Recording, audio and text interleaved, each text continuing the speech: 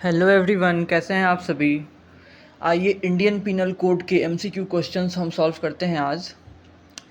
तो चलिए स्टार्ट करते हैं। फर्स्ट क्वेश्चन है, who may complain for bigamy under section 494 IPC. Bigamy के लिए कौन कंप्लेन कर सकता है, मतलब कौन कौन कंप्लेनेंट बन सकता है 494 के लिए। ऑप्शन है मदर, फादर, ब्रदर और sister on behalf of wife, police, any social institution, none of the above. बताइए क्या आंसर होगा। बहुत सही, कई लोगों को पता है कौन कौन कंप्लेन कर सकता है, मदर, फादर, ब्रदर और sister on behalf of wife. तो so A is the correct answer, ये हो जाएगा करेक्ट इसका। नेक्स्ट क्वेश्चन है, Sarla Mudgal versus union of India किस चीज़ से रिलेटेड केस है। ये केस कई बार आया है, कई बार हम लोगों ने डिस्कस किया है। ये केस सभी को पता है, बिल्कुल सही, बाईगेमी का केस है, कन्वर्जन का केस है। ठीक है, rape, adultery, bigamy, kidnapping. So bigamy is the correct answer. ठीक है, C. Next question, a Hindu husband converting to Islam and marrying again will be guilty of bigamy. It was held in the following case. देखिए conversion का case अभी आप लोगों को पता चला, बहुत सही, सभी को सही पता है। कन्वर्जन का केस सरला मुदगल है, लिली थॉमस है, इसलिए यहाँ Sarla Mudgal versus union of India, C is the correct answer. Next question है, in which of the following offence mens rea is not an essential ingredient. बताइए किस ऑफेंस के लिए mens rea, ill intention, evil intention की ज़रूरत नहीं है। मर्डर के लिए है, थेफ्ट के लिए है, रॉबरी के लिए है, बाईगेमी के लिए नहीं है। बाईगेमी का जो ऑफेंस है वो बिना मेंस-रिया का भी कॉन्स्टिट्यूट हो सकता है, इसलिए डी हो जाएगा करेक्ट आंसर।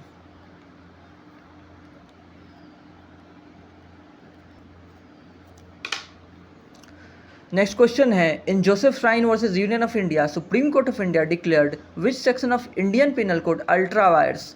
मतलब किस सेक्शन को अनकॉन्स्टिट्यूशनल डिक्लेयर कर दिया गया था सुप्रीम कोर्ट द्वारा, किस केस में, Joseph Shine versus union of India. बिल्कुल सही, सभी को सही आंसर पता है इसका, एडल्ट्री को। और एडल्ट्री का सेक्शन कौन सा हो गया, 497। So D is the correct answer. Next question, in which of the following cases Supreme Court has remarked that husband is not the master of his wife। बताइए किस केस में सुप्रीम कोर्ट ने ये remark दिया था, husband is not the master of his wife. देखिए ये भी उसी केस में कहा गया था जिस केस में एडल्ट्री को अनकॉन्स्टिट्यूशनल डिक्लेयर किया गया था, मतलब कि Joseph Shine versus union of India. बहुत इंपॉर्टेंट है, आप याद कर लीजिए, Joseph Shine versus union of India में ये रिमार्क दिया गया था। तो ए हो जाएगा करेक्ट आंसर। नेक्स्ट क्वेश्चन हो गया, a man by deceit caused a women not lawfully married to him to believe that she is lawfully married to him and to cohabit with him in that behalf is dealt under section dash of the Indian penal Code. बताइए इसका कौन सा answer हो जाएगा। ये उस section का एकदम से कंटेंट को छाप दिया है इस क्वेश्चन में। बिल्कुल सही, 493 हो जाएगा, सेक्शन 493। डिसीटफुल मीन्स का यूज़ करके अगर कोई पर्सन है जो एक ऐसी महिला से कोहैबिट करता है जो कि उसकी पत्नी नहीं है और उसको बिलीव करवाता है कि वो उसकी पत्नी है, तो किस सेक्शन में ऑफेंस हो जाएगा, 493। Okay, D is the correct answer. Next question हो गया, chapter 20 of IPC deals with. चैप्टर 20 किस चीज़ से डील करता है, मैरिज से related, offence related to marriage. ये हो जाएगा करेक्ट आंसर। नेक्स्ट क्वेश्चन हो गया, a man commits adultery if he has sexual intercourse with according to the Indian penal Code. देखिए एडल्ट्री को अनकॉन्स्टिट्यूशनल डिक्लेयर कर दिया गया, बट फिर भी एडल्ट्री के क्राइम के अकॉर्डिंग कब कमिट होती है एडल्ट्री, जब कोई मैन सेक्सुअल इंटरकोर्स करता है किससे, किसी अनमैरिड वीमेन से, नहीं, किसी मैरिड वीमेन से। किस तरह के मैरिड वीमेन से, any women except his wife, married women without the consent of her husband. चलिए इसका करेक्ट आंसर बताइए, बहुत सही, कई लोगों ने बता दिया, D is the correct answer. किसी दूसरे मैरिड वीमेन से सेक्सुअल इंटरकोर्स करता है without the consent of her husband, बिना उसके हस्बैंड के कंसेंट से, तब एडल्ट्री का क्राइम कॉन्स्टिट्यूट होता है, यानी D is the correct answer. Next हो गया, a man was legally married to B, मतलब ए बी से लीगली मैरिड किया हुआ है। They had 2 children from the marriage, उनके 2 बच्चे थे। During the subsistence of the marriage A entered into a relationship with another woman. C, he then proposed and married to her, and they got married at a local temple. C was not aware that A was already married. Which of the offenses has been committed? देखिए C को पता नहीं था कि एक पहले से शादी हो चुका है, तो कौन सा ऑफेंस कॉन्स्टिट्यूट हुआ है? A has committed the offence of bigamy constitute हुआ है, A has committed the adultery constitute हुआ है, A has committed the offence of bigamy and also the offence of concealing his previous marriage from C. A has not committed any offence.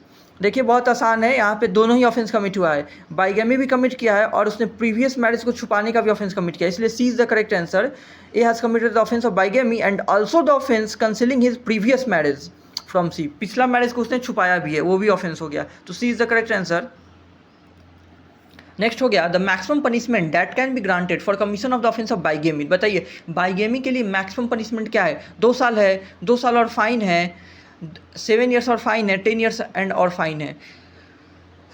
चलिए इसका answer दीजिए. बिल्कुल सही, कई लोगों को सही आंसर पता है. इसका आंसर है 7 ईयर्स एंड और फाइन, मतलब सी इज द करेक्ट आंसर, 7 साल. नेक्स्ट क्वेश्चन हो गया who are affected by section 494 of IPC relating to the crime of bigamy. बताइए कौन इफेक्ट होते हैं? Only male Hindus, male and female Hindus, male Muslims, male of all religions. देखिए 494 किस पे अप्लाई होगा? डेफिनेटली मुस्लिम में मुस्लिम पर्सनल लॉ एक से ज़्यादा मैरिज अलाउ करता है, पॉलीगेमी अलाउ करता है. कितने मैरिज तक अलाउ करता है पॉलीगेमी? Up to 4. और फिफ्थ मैरिज क्या हो जाएगा बताइए? इरेगुलर होगा, वर्ड होगा, क्या हो जाएगा फिफ्थ मैरिज? ये आप लोग लिखिए कमेंट में और इसका आंसर दीजिए. इसका आंसर हो जाएगा B, male and female Hindus के लिए है बाइगेमी, यानी हिंदूज़ के लिए है, बस मेल बस फीमेल नहीं, male and female Hindus. B is the correct answer. Next question हो गया with whom the offence of adultery में बी कमिटेड अंडर IPC. देखिए किसके साथ हो सकता है कमिट एडल्ट्री का जो ऑफेंस है? मैरिड वीमेन के साथ, अनमैरिड वीमेन के साथ, both and B none of the above. बहुत ही आसान है, सभी को पता है एडल्ट्री का ऑफेंस जो होता था वो किसके साथ हो सकता था? मैरिड वीमेन के साथ हो सकता था, मैरिड वीमेन, बिना उसके हस्बैंड के कंसेंट के. तो A is the correct answer. In an adultery the women is punishable as abettor. Women को क्या पनिशमेंट मिलती है एडल्ट्री के केस में? एबेटर का, को एक्यूज का. देखिए ये एडल्ट्री अनकॉन्स्टिट्यूशनल हेल्ड हो चुका है, लेकिन फिर भी ये बेसिक फैक्ट्स है रिगार्डिंग एडल्ट्री, आपको जाननी चाहिए. एबेटर का पनिशमेंट मिल सकता था, को एक्यूज का not punishable, none of the above.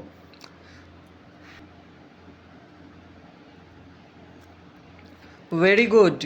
Adultery के क्राइम के लिए वीमेन को पनिशमेंट नहीं मिलता था, नहीं मिल सकता था, तो women is not punishable. C is the correct answer. Next question हो गया an offence of bigamy punishable under section 494 IPC was committed by A in Patna. A ने बाइगेमी का ऑफेंस कमिट किया कहाँ पे? पटना में. The place where A resided with his first wife B was Gaya. लेकिन ए जहाँ पहले रहता था अपनी पहली वाइफ के साथ, वो जगह कौन सा है? गया है. And the place where his first wife took up a permanent residence after the commission of the offence is Bhagalpur. देखिए परमानेंट रेजिडेंस कहाँ हुआ, कहाँ ली, कौन कहाँ लिया? वाइफ ने. बाइगेमी के ऑफेंस के कमिट होने के बाद वाइफ ने परमानेंट रेजिडेंस भागलपुर ले लिया. द ऑफेंस में बी इंक्वायर्ड इनटू और tried into by court of computed jurisdiction act. अब ऑफेंस को कहाँ ट्राई किया जा सकता है? पटना में, भागलपुर में, गया में. देखिए इस तरह क्वेश्चंस का भी आंसर आने चाहिए. बताइए ट्रायल कहाँ चल सकता है? ट्रायल कहाँ चल सकता है? देखिए पटना, भागलपुर, गया कहीं भी चल सकता है, ऑल ऑफ द अबव. जहाँ कॉज ऑफ एक्शन राइज हुई है, जहाँ महिला रहने गई हुई है, जहाँ पहले वो लोग रहते थे, all of the above. Next हो गया can women be punish for the crime of adultery. अभी पता चला है कि क्या, अभी हम लोग ने 2 क्वेश्चन पहले सॉल्व किया कि एडल्ट्री के लिए वीमेन को पनिशमेंट नहीं मिलती है, तो answer is no. A married man commits consensual sexual intercourse with an unmarried woman without the consent of his wife. A has committed. बताइए A ने कौन सा ऑफेंस कमिट किया? वो एक मैरिड मैन है, एक शादीशुदा मर्द है जो कि सेक्सुअल इंटरकोर्स करता है, कंसेंसुअल. देखिए कंसेंसुअल इंटरकोर्स करता है किससे? एक अनमैरिड वीमेन से. तो अनमैरिड वीमेन से किया है तो एडल्ट्री नहीं कंस्टिट्यूट होगा, क्योंकि एडल्ट्री किससे हो सकता है? मैरिड वीमेन से हो सकता है. अब बात आई रेप की. रेप कब होगा? जब वो नॉन कंसेंसुअल हो. यहाँ पे कंसेंसुअल सेक्सुअल एक्ट करता है किससे? एक अनमैरिड वुमेन से, इसलिए रेप भी नहीं कंस्टिट्यूट होगा। और बाइगेमी तो होगा ही नहीं क्योंकि शादी नहीं किया हुआ है, तो no offence, he has committed no offence, D is the correct answer. Next question हो गया, the issue whether section 497 of IPC is violative of article 14 and 15 of the constitution was decided by the supreme court for the first time in the case of. देखिए ये article 14 और 15 का violation है कि नहीं adultery, ये पहली बार किस केस में डिसाइड किया गया था? उस केस का नाम मैं बताता हूँ, Yusuf Abdul Aziz versus state of Bombay. A is the correct answer, Yusuf Abdul Aziz versus state of Bombay. Next question है, adultery is not an offence if the intercourse is made with the. Adultery offence नहीं होगा, जब कॉन्स्टिट्यूशनल था तब की बात की जाए तो एडल्ट्री ऑफेंस नहीं होता जब इंटरकोर्स कैसे किया जाए, with the consent of the parties, consent of the women, consent of the wife, consent of the husband. बताइए क्या होगा? देखिए इससे पहले के क्वेश्चंस के भी जो फैक्ट्स थे उसमें भी, उससे भी पता चल जाता है कि इसका आंसर क्या होगा।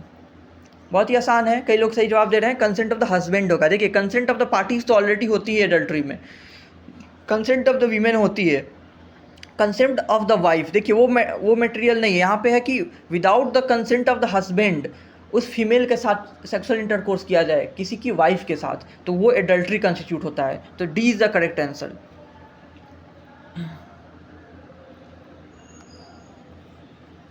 नेक्स्ट हो गया, consider the following statements for the offence of adultery section 497 both the partners can be punished.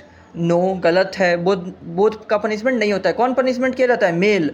The wife shall not be punishable as an abettor, दूसरा सही है, वाइफ पनिशमेंट नहीं, वाइफ को पनिशमेंट नहीं मिलती है। तीसरा, the imprisonment of adultery may extend for a term of 5 years। देखिए भी सही है, which of the following statements is correct, correct चुनना है तो 2 and 3 दोनों सही है, यानी C is the correct answer. Next question हो गया, a married man commit the offence of adultery if he has sexual intercourse with a an. देखिए एक मैरिड मैन कब करता है एडल्ट्री का ऑफेंस कमिट? पहला दिया अनमैरिड वीमेन के साथ बिल्कुल भी नहीं, married women except his wife. देखिए किसी दूसरे मैरिड वीमेन के साथ अगर सेक्सुअल इंटरकोर्स करता है जो कि उसकी पत्नी नहीं है, हाँ ये सही है। Any women except his wife, देखिए एनी वीमेन नहीं, क्योंकि एनी में तो मैरिड अनमैरिड दोनों आ गई, बट यहाँ पे क्या चाहिए? मैरिड वीमेन बस, unmarried women without her consent. देखिए अनमैरिड तो होगा ही नहीं, so B is the only correct answer. एक मैरिड वीमेन के साथ सेक्सुअल इंटरकोर्स, वो भी एक्सेप्ट हिज वाइफ, अपनी पत्नी को छोड़कर, B. The adultery as an offence involve sexual act with. देखिए एडल्ट्री एक ऑफेंस है जिसमें सेक्सुअल एक्ट इन्वॉल्व होता है, किसके साथ? ए माइनर गर्ल के साथ नहीं, own wife without her consent नहीं, अदर पर्सनस वाइफ हाँ, अनमैरिड वीमेन नहीं, तो C is the correct answer. बहुत ही आसान है। नेक्स्ट क्वेश्चन है, defamation has been provided under the chapter. देखिए डिफेमेशन का जो ऑफेंस है वो किस चैप्टर में आईपीसी के? 20, 21, 22, 23। So the correct answer is chapter 21. The offence of defamation has been provided under chapter 21 of Indian Penal Code. तो B is the correct answer. Next question हो गया, offence of defamation relates to harming. देखिए defamation का जो offence है वो किस चीज़ को हार्म करता है?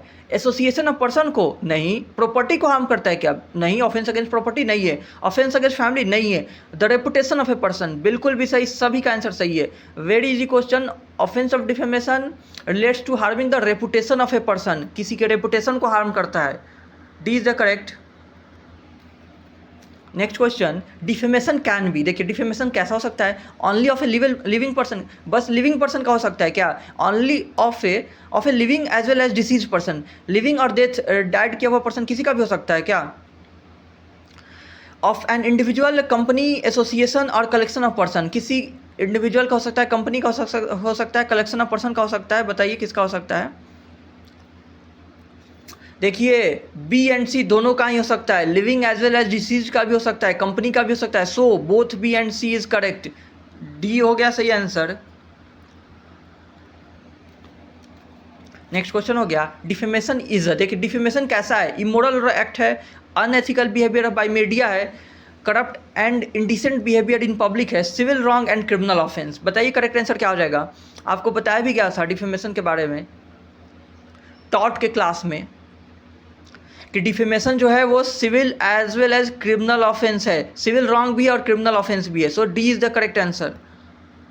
आप सिविल रेमेडी भी क्लेम कर सकते हैं, अगर डिफेमेशन कमिट हुआ है तो, और क्रिमिनल लाइबिलिटी भी क्लेम कर सकते हैं ऑफेंडर का। डी हो गया। नेक्स्ट क्वेश्चन हो गया what is not defamation, defamation क्या नहीं है। पब्लिकेशन ऑफ एन इम्प्यूटेशन, दूसरा कह रहा है imputation to a deceased person, imputation to a company, देखिए सब डिफेमेशन है। और opinion regarding public conduct of a public servant, बताइए क्या करेक्ट हो जाएगा। देखिए D is the correct answer. Opinion रखना regarding any public conduct of a public servant is not a defamation, बाकी तीनों डिफेमेशन है, इसलिए डी करेक्ट हो गया। नेक्स्ट हो गया how many exceptions have been provided for the offence of defamation under section 499 of IPC. ये very very very important हो गया, डिफेमेशन का ये सबसे इंपॉर्टेंट क्वेश्चन हो गया कि कितने एक्सेप्शन है डिफेमेशन में, कितने एक्सेप्शन। 10 एक्सेप्शन, बिल्कुल सही, 10 एक्सेप्शन है, ये सभी याद रखेंगे। 10 एक्सेप्शन है डिफेमेशन वाले सेक्शन में, बी।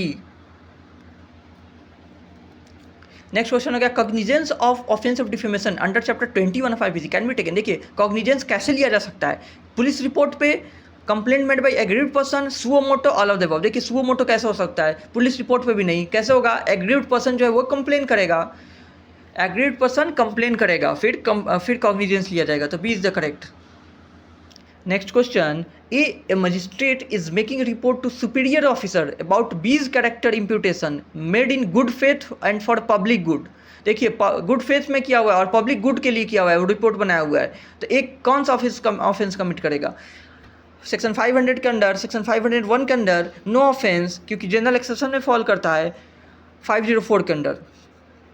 वेरी गुड, सभी ने करेक्ट आंसर दे दिया इसका। कोई ऑफेंस कॉन्स्टिट्यूट नहीं करेगा, डिफेमेशन के एक्सेप्शन में आ जाता है, तो no offence is constituted, C is the correct. Next question हो गया the following are exceptions to defamation, इनमें से कौन कौन सा डिफेमेशन का एक्सेप्शंस हैं। Imputation of truth for public good, देखिए ये बिल्कुल भी एक्सेप्शन है, सही है। Public conduct of public servant, ये भी है। लिटरेरी क्रिटिसिज्म, ये भी है, यानी all of the above, all of these are the exceptions of defamation under section, कौन सा सेक्शन के अंडर, जल्दी लिखिए डिफेमेशन का सेक्शन। चलिए D is the correct answer. Next question which one is not an exception of defamation under section 499 of IPC. देखिए कौन सा एक्सेप्शन नहीं है। Public conduct of public servant है एक्सेप्शन। मैलिशियस स्टेटमेंट, देखिए मैलिशियस स्टेटमेंट कैसे हो जाएगा एक्सेप्शन, जो स्टेटमेंट मैलिशियसली मेड की गई है वो एक्सेप्शन नहीं हो सकता है। तीसरा है conduct of any person touching any public question, देखिए ये भी एक्सेप्शन है। पब्लिकेशन ऑफ रिपोर्ट्स और प्रोसीडिंग ऑफ ए कोर्ट, देखिए बी को छोड़ के सारे एक्सेप्शन हैं, तो कौन सा एक्सेप्शन नहीं है, malicious statement, statements which has been made maliciously is not an exception under section 499 of Indian penal code, so B is the correct answer.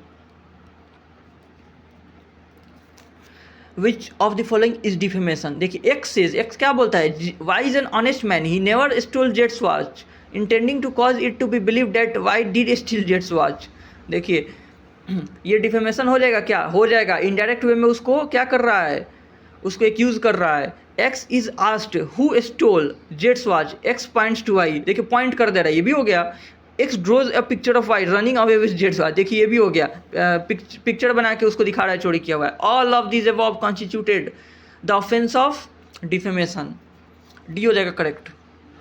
Next हो गया in answer to the charge of defamation which of the following is good defence. Imputation which is true and publishes for the public good, opinion respecting the conduct of a public servant concerning discharge of the duties of office expressed in good faith, देखिए दोनों ही सही है, both A and B हो जाएगा, ये दोनों ही अच्छे defence है, एक्सेप्शन में आ जाते हैं, इसलिए दोनों ही गुड डिफेंस है। नेक्स्ट हो गया an imputation in the form of alternative or expressed ironically में, देखिए अगर आप इम्पिटेशन करते हैं चाहे वो अल्टरनेटिव वे में हो या आयरनिकली आपने एक्सप्रेस किया है, वो भी डिफेमेशन हो जाता है, इट अमाउंट्स टू डिफेमेशन, इसलिए इज द करेक्ट आंसर। जरूरी नहीं है कि हर बार डायरेक्ट वे में हो।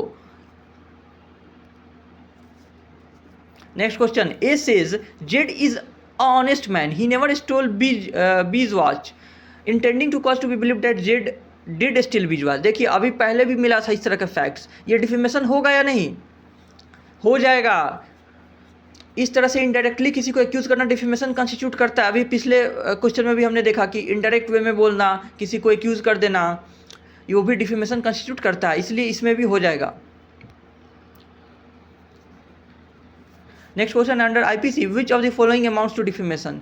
To convey a caution intended for good of person to whom conveyed or for public good. देखिए, to make an imputation concerning a company or association or collection of person as such.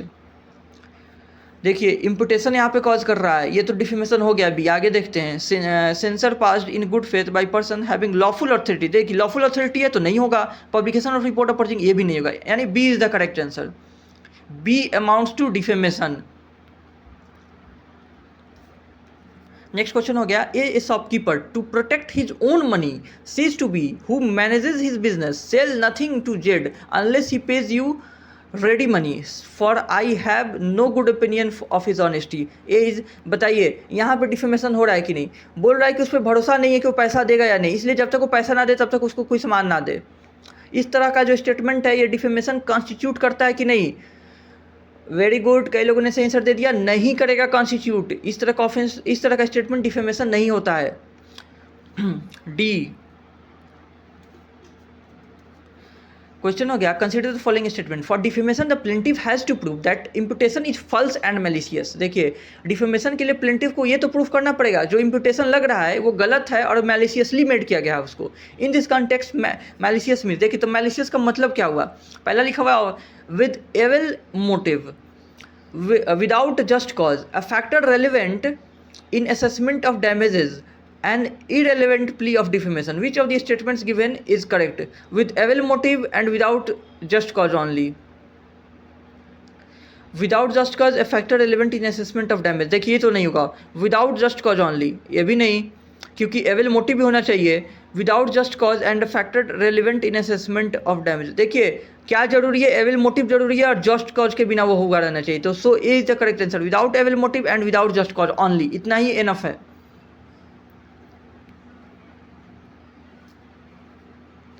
The Supreme Court upheld the constitutional validity of the offence of defamation under section 499 of IPC in the case of, ये case आप लोग को लिखाया गया था class में, किस case में कॉन्स्टिट्यूशनल वैलिडिटी अपहेल्ड की गई थी डिफेमेशन की? The case name is Subramanian Swamy versus union of India. A is the correct answer, Subramanian Swamy versus union of India, A. Next question हो गया, A invited his friend B to his house for dinner while they were having dinner, B made certain unwanted comments about the married sister of A. Frustrated, A started abusing B and also stated that he is a womanizer and a cheat and has misappropriated huge funds of his employer. B sued A for defamation. बताइए अब क्या होगा इसका? A is liable as he made derogatory statement, A is liable as he did not act as a good friend, A is not liable as he has not communicated this statement to anybody except B, is not liable as he has made defamatory statements on being provoked by B himself. बताइए क्या हो जाएगा सही answer? देखिए, ए नहीं होगा liable, क्योंकि he has not communicated these statements to anybody except B. B के अलावा किसी और को कम्युनिकेशन हुआ ही नहीं, फिर डिफेमेशन कैसे हो गया? तो not liable. Next question, a young man waves a currency note of ₹1000 in front of a woman as if he offers the money for an indecent favor from the women. अच्छा, he may be criminally booked under। देखिए, एक currency note 1000 रुपये का ऐसे wave करता है एक women के सामने, किस तरीके से? जैसे कि कोई फेवर मांग रहा हो। किस तरह का फेवर? Indecent favour. तो बताइए उसको किस सेक्शन के अंडर बुक किया जाएगा? वेरी गुड, कुछ लोगों को पता है, ये सेक्शन 509 के अंदर ऑफेंस कॉन्स्टिट्यूट करेगा। देखिए, सेक्शन 509 और 510 याद रखिएगा, लास्ट ईयर पूछा हुआ था। 509 और 510, 511 सभी को पता है। 509 and 510 is also very important. तो सेक्शन 509 इसका आंसर हो जाएगा। नेक्स्ट क्वेश्चन हो गया, intentional insult with intent to provoke breach of the peace is punishable under. बताइए ये किस सेक्शन के अंडर पनिशमेंट है?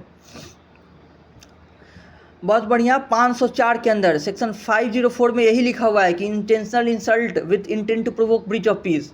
तो डी हो जाएगा करेक्ट आंसर। नेक्स्ट क्वेश्चन हो गया, A places man with firearms at the outlets of a building and tells Z, Z को बोलता है क्या, they will fire at Z if Z attempts to leave of the building. देखिए अगर बोलता है कि तुम बिल्डिंग से बाहर निकले तो तुम पे ये लोग गोली चला देंगे। What offence has A committed, A ने कौन सा ऑफेंस कमिट किया है? Wrongful confinement, wrongful restraint, criminal intimidation, 1 and 3 both. चलिए जवाब दीजिए। बहुत बढ़िया, कई लोगों ने सही आंसर दिया। देखिए रॉन्गफुल कन्फाइनमेंट तो हो गया क्योंकि उसने उसको बिल्डिंग में कन्फाइन कर दिया, क्योंकि बोला बाहर निकलोगे तो गोली मार दी जाएगी। अब रॉन्गफुल रेस्ट्रेंट तो नहीं हुआ, कन्फाइनमेंट ऑलरेडी हो चुका है। देखिए क्रिमिनल इंटिमिडेशन भी हो जाएगा क्योंकि उसने धमकी दिया हुआ है कि तुम निकलोगे तो तुम्हें शूट कर दिया जाएगा, तो ये इंटिमिडेट भी कर दिया गया, तो रॉन्गफुल कन्फाइनमेंट भी हो गया, इंटिमिडेशन भी हो गया, इसलिए D is the correct answer, 1 and 3 both. Next question होगा, what is the maximum period of punishment which can be imposed on a person who is in a state of intoxication enters in any public place and causes annoyance to the other person। चलो सबसे पहले आप इसका section लिख दीजिए, इसका section लिखिए, ये किस सेक्शन में पनिशेबल है, और फिर बताइए कितना पनिशमेंट इम्पोज हो सकता है। बहुत बढ़िया, 24 घंटा का हो सकता है, मैक्सिमम 24 आवर्स का पनिशमेंट इम्पोज किया जा सकता है। A is the correct answer. Next हो गया, ए threatens B to injure the reputation of C, a deceased in whom B is interested, A has committed। बताइए A ने कौन सा ऑफेंस कमिट किया है? No offence, defamation, criminal intimidation, both B and C। देखिए threaten कर रहा है, धमकी दे रहा है, तो कौन सा ऑफेंस कॉन्स्टिट्यूट हो जाएगा? इंटिमिडेट करने के लिए इंटिमिडेशन का, तो criminal intimidation, C is the correct answer. Next हो गया, which one of the following provisions of Indian penal code punishes to misconduct in public by drunken person. देखिए यही मैं बोल रहा था, 510, ये भी इंपॉर्टेंट है। ड्रंकन पर्सन द्वारा मिसकंडक्ट किया जाना किस सेक्शन में पनिशेबल है? सेक्शन 510 में, बिल्कुल सही। आप लोग याद कर लीजिए जिनको भी नहीं याद है, 510। नेक्स्ट क्वेश्चन हो गया, misconduct in public by a drunken person is, देखिए इसको क्या कहेंगे? अगर कोई ड्रंकन पर्सन मिसकंडक्ट करता है पब्लिक प्लेस पे, तो इसको एनोयंस कहते हैं, annoyance. B is the correct answer, annoyance. Next question है, an offence of criminal intimidation involves, criminal intimidation का जो ऑफेंस है उसमें क्या होता है? उसमें असल्ट होता है, बैटरी होता है, एफ्रे होता है, थ्रेट होता है। देखिए जाहिर सी बात है, इंटिमिडेशन में मैंने बहुत बार बोल दिया, धमकी दिए जाते हैं, इंटिमिडेट किए जाते हैं, so D is the correct answer, threat होता है। नेक्स्ट क्वेश्चन हो गया, Mrs R lodges a first information report, मतलब FIR at police station with assertion that Mr X by sending her vulgar message either by forwarding emails और through short messaging service, मतलब SMS, intrudes upon her privacy. For what offence the case में be registered against Mr X. बताइए आप, इन्होंने complain किया है कि वो वल्गर मैसेजेस भेजता है ईमेल के थ्रू या SMS के थ्रू, तो कौन सा ऑफेंस के लिए उसको रजिस्टर किया जा सकता है, केस रजिस्टर किया जा सकता है? इसका आंसर हो जाएगा ए, सेक्शन 509 ऑफ IPC के सेक्शन 509 में भी, और section 66 capital of IT act के अंडर भी, और 509 ऑफ IPC के लिए भी, तो इसका ए आंसर हो जाएगा। नेक्स्ट क्वेश्चन हो गया, criminal intimidation by anonymous communication और having taken precaution to conceal whence the threat comes is dealt under. देखिए एनोनिमस हो जाएगा तो कौन सा सेक्शन? याद कर लीजिए, section 507, B is the correct answer, 507। Next question हो गया, false statement, rumour, ETC circulated with the intent to cause mutiny और offence against the public peace is dealt under, किस सेक्शन में है? बहुत सही, सेक्शन 505 में दिया हुआ है, section 505, A is the correct answer. A for the purpose of inducing B to desist from prosecution a civil suit threatens to burn B's house. देखिए थ्रेटन कर दिया, आपका ध्यान सबसे पहले कहाँ चले जाना चाहिए? जहाँ भी थ्रेटन आ रहा है, इंटिमिडेशन पे। व्हाट ऑफेंस कॉन्स्टिट्यूटेड या कमिटेड? बिल्कुल सही, सभी का सही जवाब है criminal intimidation, D is the correct answer. Next question, A threatens B to burn B's house to desist him to prosecute a civil suit. देखिए थ्रेटन कर रहा है, जाहिर सी बात है कौन सा आंसर होने वाला है, क्रिमिनल इंटिमिडेशन, बहुत सही, ए इज द करेक्ट आंसर।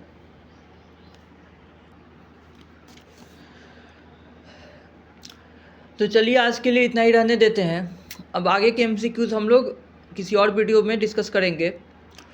आप सबका बहुत बहुत धन्यवाद, थैंक यू सो मच।